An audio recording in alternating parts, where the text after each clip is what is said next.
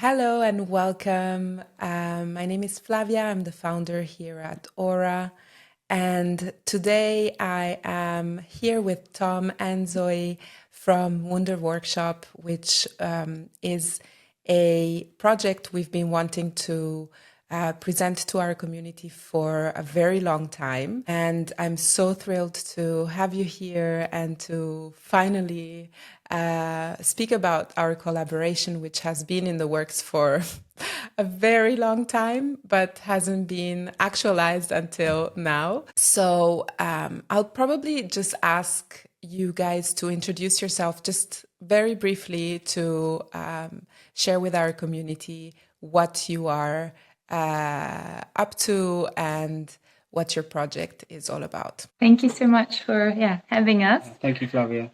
I'm Zoe. This is Tom, and we started Wunder Workshop 10 years ago now. We just had our anniversary, and it really started from a very personal journey of being very connected to plants and especially learning a lot from Ayurvedic doctors in Sri Lanka and from my late mother who was a naturopath. So that was really kind of what inspired me to start. And it's been a beautiful journey with lots of ups and downs, but we work with farmers all over the world. And we've really managed to create relationships with the farmers where we source our ingredients. And that's been definitely the most rewarding part of it all.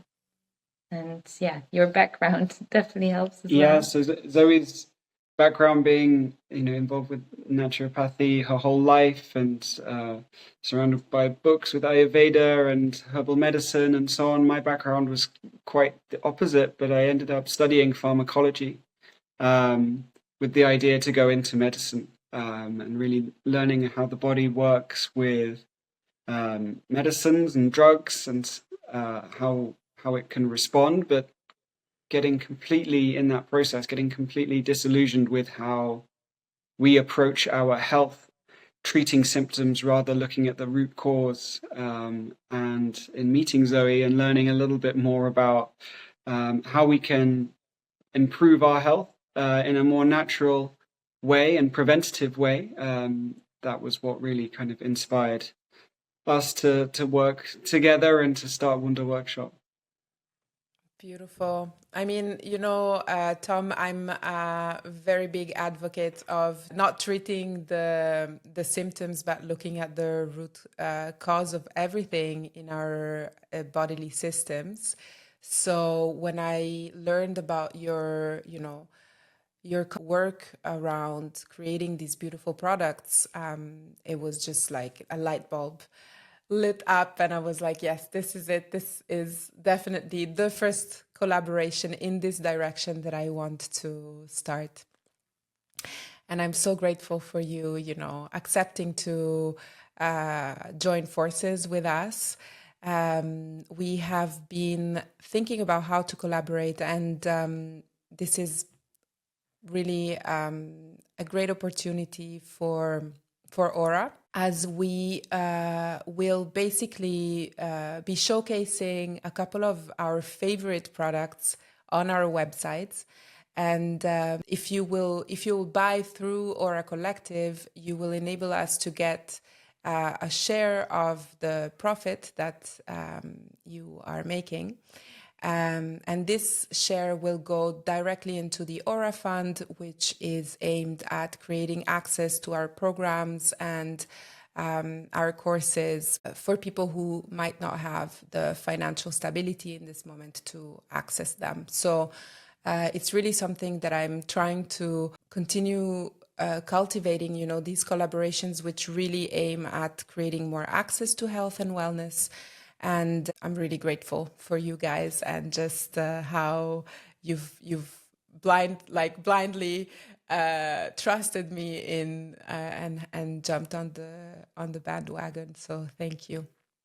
Thank you. No, it's been amazing. We've had so many, been inspired by so many of the friends and teachers that are on Ora Collective already. So of course it's a natural decision for us. Thank you. Yes, of course. I know Alessandra, who is our holistic in-house chef and who should actually be on the on this interview as well. She's introduced us, and she's a huge advocate for your products. I know she travels with all her samples through all the retreats and just makes people passionate about learning how to, yeah, to make their health a priority Yeah. and how to, create small little habits that can have a huge impact on our overall health. So, yeah. Yeah. How would you say that our values connect and aligned between Wunder Workshop and Ora Collective? I definitely think the holistic approach in how we deal with our business and how you deal with your community. Like for us, there is no other way than approaching things in a holistic manner, and that involves, all the elements from the farmer, the soil, all the plants that are surrounded, the farmer's health, the journey, how it reaches us, and then how it reaches our customers, and of course how the quality affects the customer ultimately.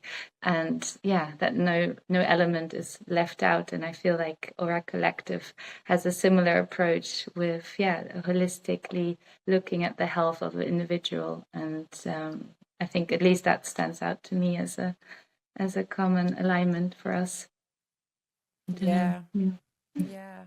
And I love how you brought the topic of, just being an ethical sort of like choice for our customers, our clients.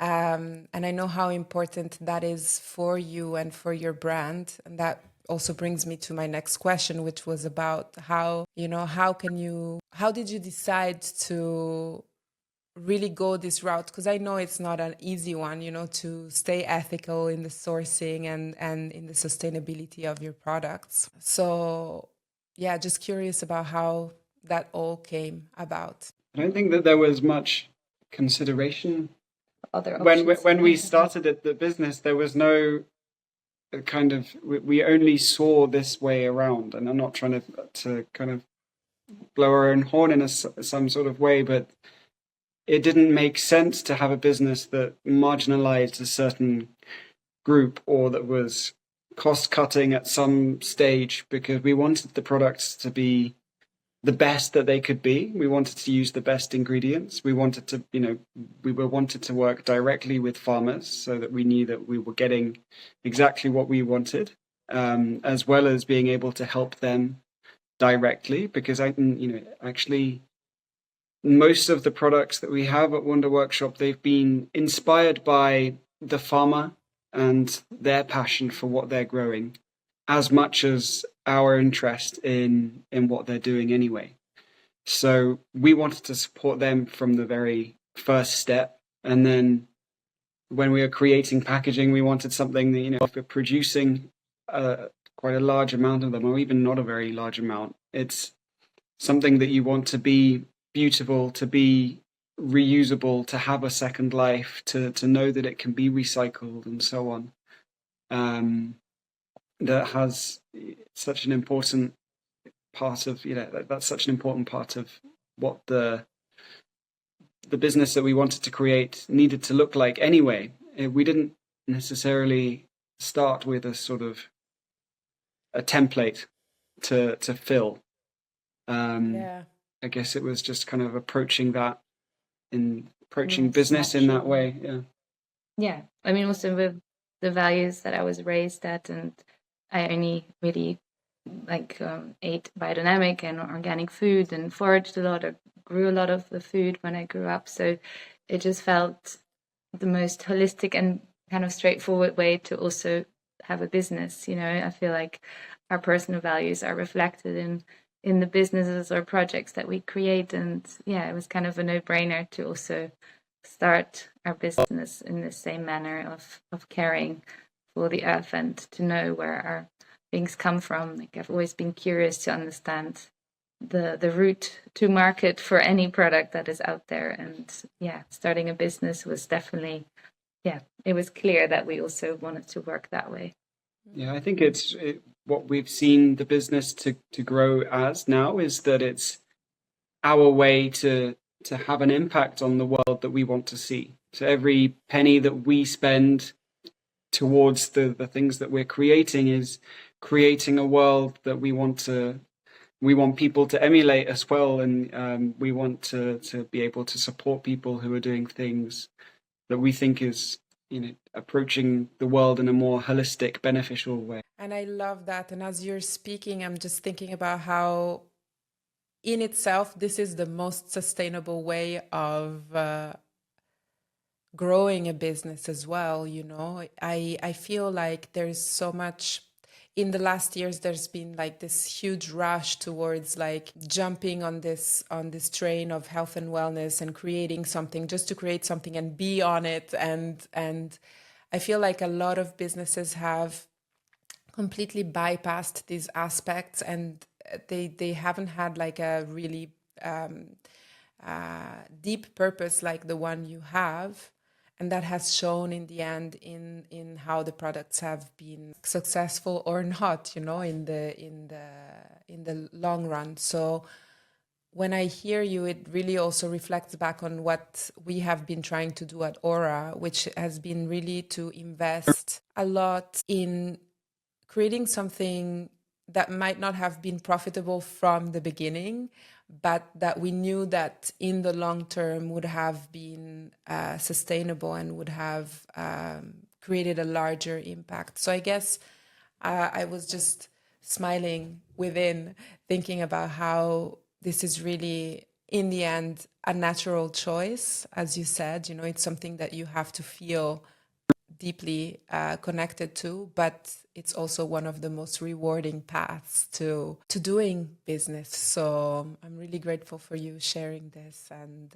I deeply can relate to it. Let's talk a little bit about the products that we have selected. I know, so we have selected, among others, like you'll be able to browse the entire website, but our main products that we have thought we'd share with our community were Bear Hug, the Golden Milk, which I know is one of your bestsellers, the Botanical Guardian, the Moontime, and the Wild Wisdom. Maybe just pick one and tell us like what you love about the product. Which one are you picking? Wild Wisdom. Yeah, I thought so. Okay, so the Wild Wisdom tincture is it's a herbal extract tincture in alcohol, and it's one of my favorite products because it's definitely one that I end up using the most at the moment, and most consistently, I'd say. And the Wild Wisdom is all about mental clarity, focus, and it's got a selection of folk herbs that are designed and have been used traditionally to help enlighten the mind, help with memory and mental clarity. It also has a nootropic called lion's mane, which is a mushroom which has been shown to help with neural signaling and neuroprotection, so it's protecting your brain health. And all of the tinctures, they typically have a faster action than taking a powder or a tablet or a supplement like this. And so it's something that'll have 15 minutes before sitting down to a big task, and I can really feel myself sort of locking into the zone. So it's definitely one of my favorite. Yeah, I was told the other day that tinctures work on a very much subtler level of the body, right? Is that correct? Well, they're subtle in that it's a very sort of small amount of the plant, but because of the way that it's extracted, you're extracting so much and protecting within that extraction so much of the beneficial properties of those plants. So you're getting a kind of very holistic dosage of what the plant can hold, or the mushroom. But yeah, it's actually only a very small amount that you're consuming for each sort of serving or dose. But also because it's ideally taken directly under the tongue, it enters our our system more quickly and more efficiently than if we have to first digest it through our stomach and digestive system. So I think in a way they are more fast acting but subtle. So it's like it's a good one to have throughout the day in different stages or whenever you need it. And same for the other tinctures. Whereas the golden milk, it's more of a daily beautiful guidance for your inflammation and also for just general immune support. And I love having that throughout the winter. In the summer I have it less regularly, but still it's a beautiful one. Yeah, I'll be so curious when we actually do launch, that you give us also like which seasons you would use certain products more in, and I love that you're talking about seasonality as well, the fact that the body is not constantly needing the same things and we are fluctuating and we are in cycles with nature. So it's important to acknowledge that as well when we start approaching our body in a more holistic manner. Thank you so much for sharing, and really I cannot wait for our community to try these products. Of course, I've tried all of them through Alessandra, so I'm a fan. I'm a big fan. I had so many questions for you. And I mean, I'm really intrigued about how you are also, you operate on a very global and large scale. Your products are available really internationally, yet you are a sustainable brand. And I guess my question would be like, how do you balance this global reach with this commitment to making a more tangible difference in the communities that you are working with? So for us, the working directly with farmers or directly with the producers is where we can have as big a impact locally as possible. We're also working with, during the pandemic, we realized that actually, majority of our ingredients coming from Sri Lanka. And we wanted to create something that was closer to home, which led to the development of the tinctures, which are 90% grown and produced. All of the herbs all of the tinctures are produced in the UK, but they're also 90% grown in the UK biodynamically there. So it's something that we wanted to reconnect with nature, reconnect with the nature that we know and grew up with, and have a sort of more tangible connection with these plants. And they're not plants that are sexy in some way. They're not, they're not the flavor of the month. They're things like rosemary and lemon balm and sage, and they're names that you'll know and plants that you'll see in Europe very easily. So it's something that's definitely something that we've learned along the way as well. But working directly with farmers is really the way that we're able to have the most impact.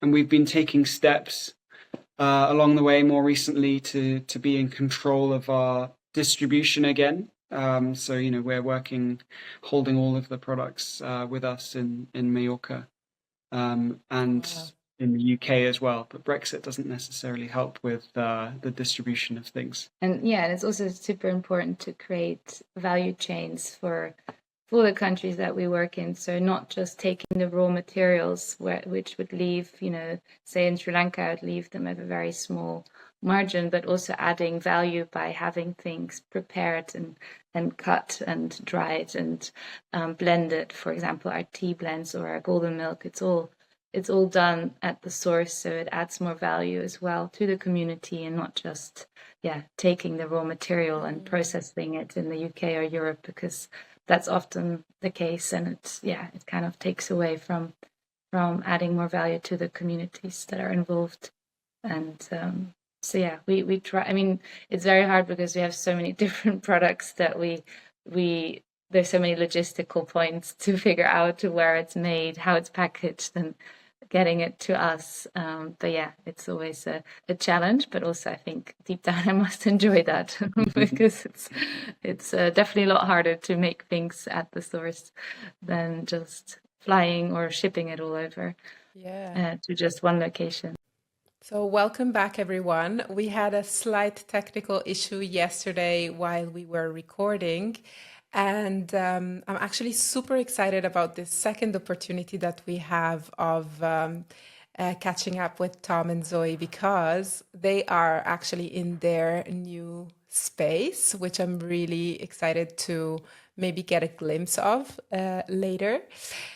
But just to wrap up a little bit our conversation that we started yesterday, I guess I'm really curious always to ask people who are pioneers in this industry how they see the future of wellness and holistic wellness and sustainability for the years to come. I know we've discussed about how there's been like a lot of people jumping on this train, but yeah, I'm curious to hear your point of view and how you see it evolving in the coming years. Well, I think, there was a lot of focus on individuality, on healing ourselves, which of course is super important because we can only, I think, create bigger change if we do that from a healed space. But I do feel that sometimes that takes away from healing as a community or as a way of a connected network, whether that is also just connecting to nature and to our local communities and involving more people. And also, for me, it always reminds me of the mushroom world, the mycelium network of this network that really looks after all the elements. And I think that is really important for the future of wellness, is that we really consider all the elements and not just ourselves in this healing journey.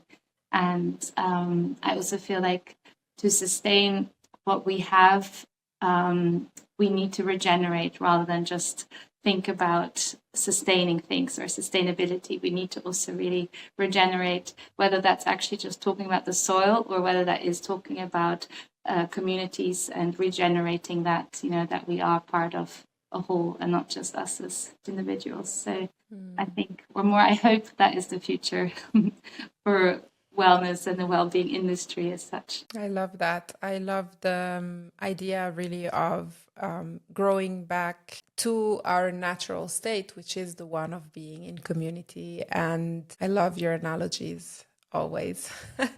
So thank you for sharing. Tom, do you have a take on this? What do you think? I've seen we've seen a very big pull, at least from an industry perspective, looking at very more specific, individualized, personalized treatments for things. And I think that there is definitely so much more information, more technology that allows us to be very specific because we are unique as individuals. And, we see that playing out in different treatments of things. But I think for us and how we work, we always try to incorporate the whole.